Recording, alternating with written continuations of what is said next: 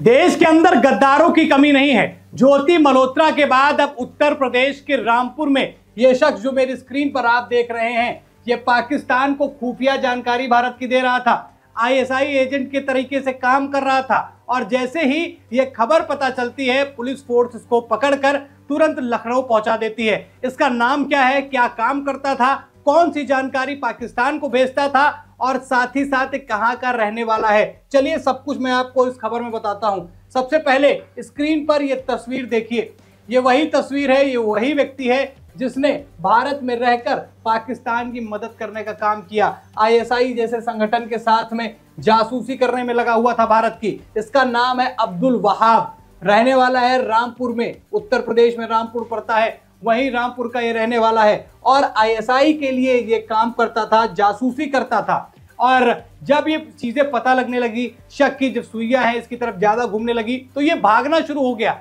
फिर इसको जो है पुलिस ने मुरादाबाद में धरा और उसके बाद लखनऊ पहुंचा दिया। क्या है पूरा मामला, देखिए इस रिपोर्ट में। एटीएस ने पाकिस्तान की खुफिया एजेंसी आईएसआई के लिए जासूसी करने के आरोप में रामपुर के एक युवक को गिरफ्तार किया है। आरोपी का नाम अब्दुल वहाब है, जो टांडा थाना क्षेत्र के आजाद नगर मोहल्ले का रहने वाला है। उसे मुरादाबाद से पकड़ा गया है, जहां वो पिछले कुछ समय से रहकर अपनी गतिविधियां संचालित कर रहा था। गिरफ्तारी के बाद उसे लखनऊ ले जाया गया, जहां उसके खिलाफ विधिक कार्रवाई की जा रही है। एटीएस के अनुसार शहजाद कई बार पाकिस्तान जा चुका है और वहीं से उसका संपर्क आईएसआई के एजेंट से हुआ। पूछताछ में खुलासा ये हुआ कि शहजाद पाकिस्तान और भारत के बीच कॉस्मेटिक, कपड़े, मसाले और अन्य सामानों की अवैध तस्करी करता था। इसी तस्करी की आड़ में वो आईएसआई के लिए जासूसी करने लगा। उसने भारत की सुरक्षा व्यवस्था से जुड़ी गोपनीय सूचनाएं पाकिस्तानी एजेंट्स को मुहैया कराई हैं। इतना ही नहीं, शहजाद भारत में रह रहे आईएसआई एजेंट को पैसे भी पहुंचाता था। शहजाद का पाकिस्तानी खुफिया एजेंसी के एजेंट से अच्छे संबंध है, जिनसे वो लगातार संपर्क में था। शहजाद ने भारत की सुरक्षा से जुड़ी गोपनीय सूचनाएं पाकिस्तान खुफिया एजेंसी के एजेंट्स को साझा किया है। आरोप है कि शहजाद रामपुर और यूपी के कई हिस्सों से भी लोगों को तस्करी की आड़ में आईएसआई के लिए काम करने के उद्देश्य से पाकिस्तान भिजवाता था। इन लोगों के वीजा आदि का इंतजाम भी पाकिस्तानी खुफिया एजेंसी के एजेंट्स द्वारा करवाया जाता था। शहजाद ने भारत के खिलाफ जासूसी करने के लिए पाकिस्तानी खुफिया एजेंसी करक के एजेंट्स को भारतीय सिम भी उपलब्ध करवाए थे। जब ये जानकारी वहां के अधिकारियों को पता लगी तो लोगों के होश उड़ गए। लोगों को यकीन नहीं हो रहा था कि आसपास रहने वाले लोग इस तरीके की गद्दारी का काम देश के साथ कर रहे हैं। क्या नाम है आपका? राजिया। राजिया जी। आपके जो शौहर हैं शहजाद, क्या करते हैं काम? बस काम करते थे, सूटों का काम खुल गया तो कर लिया, नहीं तो अपना मेहनत मजदूरी, ये फ्रूट का ठेला बस खाली लगा लिया। सूट कहाँ से लाते थे? सूट लाहौर से, पाकिस्तान से जी। तो कितनी बार जाते थे, महीने में या साल में? महीने में ना, साल में चला गया, 2 साल में, साल में बस तो 1-2 बार बस सूट। जी हाँ। बस क्या हुआ आज क्या पता क्या हुआ, किसने करा, ये सब झूठ साबित कर रहे हैं, उनको दोषी ठहरा रहे हैं उन्हें लोग। बहुत जुल्म हो रहा है उनके साथ में, बहुत जुल्म हो रहा है। पाकिस्तान की खुफिया एजेंसी आईएसआई के लिए काम करते थे? नहीं नहीं नहीं नहीं नहीं, सब झूठ है ये सर, सब झूठ है, सब झूठ है। आपसे कभी बात हुई थी? नहीं नहीं नहीं, सब झूठ है। कितनी बार जा चुके हैं पाकिस्तान और क्या कारोबार था आपका जो आप बता रहे हो? कपड़े का कारोबार करते थे? जी जी, कारोबार कपड़े का, कपड़ा आता था बस। और कोई भी साथ में जाता था उनके? नहीं नहीं नहीं, कोई नहीं। अभी कोई लोग आए यहाँ पे मिलने? नहीं नहीं नहीं, वहाँ के नहीं आए। फोन पे कभी बात करते हो, आपसे कहा हो? नहीं नहीं, फोन पे भी कोई बात नहीं थी। कितना पढ़े लिखे थे? पढ़े लिखे भी नहीं है। ज्योति मल्होत्रा के बाद अब दूसरा नाम अब्दुल वहाब का निकल कर आया है, जिसका पाकिस्तान से कनेक्शन बताया जा रहा है। आईएसआई की मदद करता था और क्या क्या करता था वो मैंने आपको सारी चीजें रिपोर्ट में समझाई। अब देश के अंदर ये एक्शन बड़ी तेजी से लिया जा रहा है, जिसमें देश के गद्दारों पर जो है वो जांच एजेंसियां अब नकेल कस रही हैं। शक की सुइयां जो है वो बहुत पहले से इस तरफ घूम रही थी।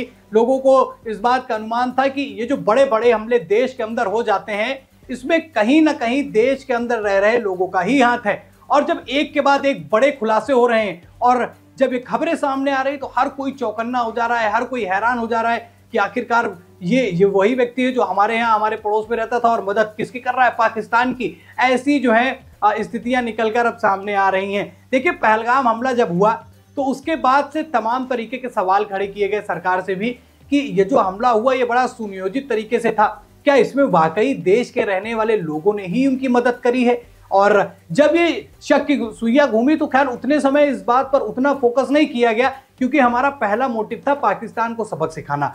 पाकिस्तान की क्लास लगाने के बाद अब उनकी क्लास लग रही है जो खाते भारत का है लेकिन बजाते पाकिस्तान का है, यानी कि दुश्मन देश के साथ में चंद पैसों के लिए देश के तमाम लोगों को जो है वो मौत की तरफ ढकेलने का काम करते हैं ऐसे लोग। अब ज्योति मल्होत्रा को पहले पकड़ा गया, अब उसके बाद ये नाम जो मैंने आपको बताया क्योंकि रामपुर का रहने वाला है, मुरादाबाद में पकड़ा गया।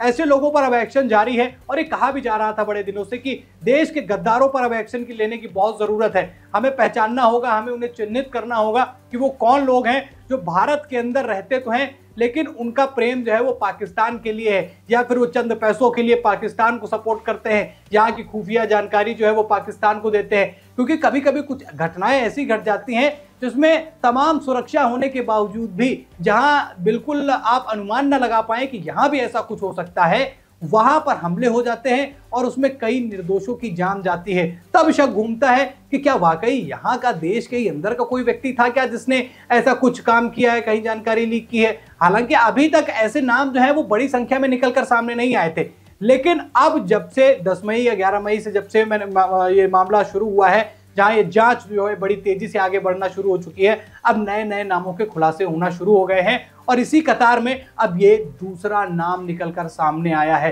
क्या कहना चाहेंगे ऐसे लोगों के बारे में, और क्या वाकई जो सरकार ये एक्शन ले रही है, और वाकई क्या सरकार जो एक्शन ले रही है क्या इससे इन गद्दारों को पकड़कर देश के अंदर जो आतंकवादी हमले होते हैं उस पर लगाम लगाने में सरकार कामयाब होगी या नहीं? कमेंट करके अपनी राय जरूर बताइएगा। दोस्तों खबर में इतना ही, वीडियो को लाइक और शेयर कीजिए, चैनल पर नए हैं तो चैनल को जरूर सब्सक्राइब कीजिएगा। फिर मिलते हैं नई खबर में, इस खबर में इतना ही, धन्यवाद। क्या नाम है आपका? राजिया। राजिया, आपके जो शौहर हैं शहजाद, क्या करते हैं काम? बस काम करते थे, सूटों का काम खुल गया तो कर लिया, नहीं तो अपना मेहनत मजदूरी, ये फ्रूट का ठेला बस खाली लगा लिया। सूट कहाँ से लाते थे? सूट लाहौर से। पाकिस्तान से? जी। तो कितनी बार जाते थे महीने में या साल में? महीने में ना, साल में चले गए, 2 साल में, साल में बस तो 1-2 बार बस सूट। जी हाँ। बस क्या हुआ आज क्या पता क्या हुआ, किसने करा, ये सब झूठ साबित कर रहे हैं, उनको दोषी ठहरा रहे हैं उन्हें लोग। बहुत जुल्म हो रहा है उनके साथ में, बहुत जुल्म हो रहा है। वो पाकिस्तान की खुफिया एजेंसी ISI के लिए काम करते थे? नहीं नहीं नहीं नहीं नहीं, सब झूठ है ये सर, सब झूठ है, सब झूठ है। आपसे कभी बात हुई थी? नहीं नहीं नहीं, सब झूठ है। कितनी बार जा चुके हैं पाकिस्तान, और क्या कारोबार था आपका जो आप बता रहे हो, कपड़े का कारोबार करते थे? जी जी, कारोबार कपड़े का, कपड़ा आता था बस।